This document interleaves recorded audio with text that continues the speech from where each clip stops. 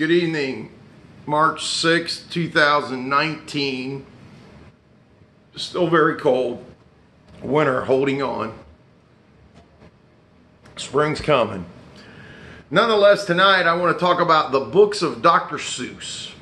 Remember how great Dr. Seuss is and was.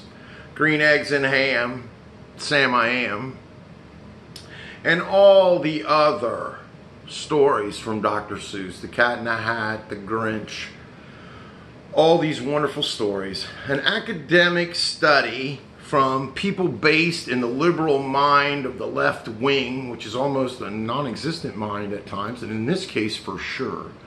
An academic study has come out and claimed that Dr. Seuss, the writer and American, is a racist, and that 98% of the characters in Dr. Seuss are not people of color or difference, and that this is problematic with the work, and the work needs to be censored because of it and should not be available.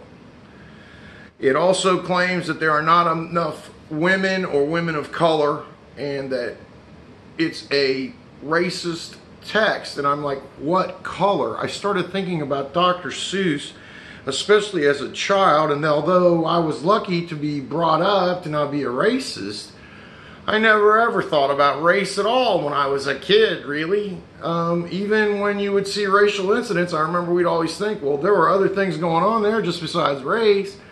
So it's a question of intelligence. So we got a Fahrenheit 451 mentality now on the liberal left side towards Dr. Seuss. And they don't seem to understand that a writer has license. A novel writer, a fiction writer makes things up as they go. There's always an element of truth, but hell, there's a grain of truth in every lie. It's reality. But a writer creates, so the people on the left critiquing Dr. Seuss believe they're going to control other people's creativity, and your creativity is going to be deemed as racist? I find this hard to swallow on any level outside of the academy. And the academy now, as we know, as represented by Princeton or Berkeley, has gone berserk mentally. They're Pelosi supporters. They think everything should be free and socialized and it'll all work out. And they want all of us who've worked hard and gave our money for taxes and everything else to give them money for them to live on. It's not the way society works. It's not the way America's work. It's not the way you read Dr. Seuss as a kid. How would race ever come into Dr. Seuss? A good question. But the idea that the people on the left are so oblivious that they don't understand that a creative person like Dr. Seuss in this case is not even thinking about racism. And the idea is the only elements of him that ever showed anything towards racism was against racism.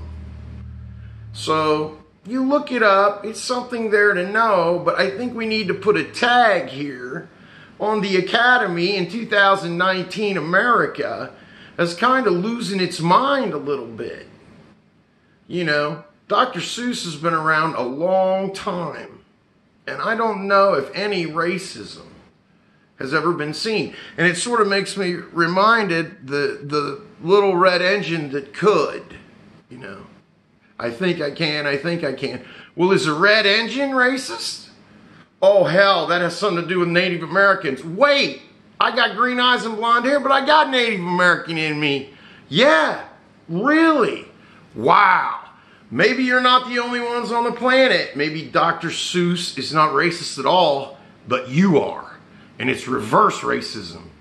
And the liberal thinkers calling themselves Democrats at this point, extremists, bizarre, with the kind of ignorance that thinks it knows, wants to section down a great children's book like Dr. Seuss, a series, a wonderful series, and ruin it because of some political, racial, religious standpoint.